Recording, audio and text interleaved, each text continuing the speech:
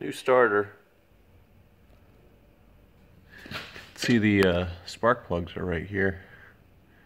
Very easy to get at, especially with the trailing spark plugs with the starter out. It comes out very easily too.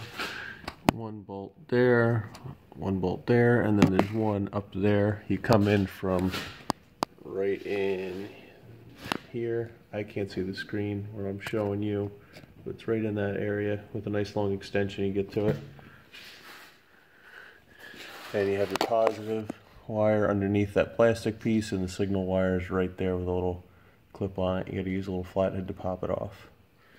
And a little update on my oil leak with the dent in the front pan.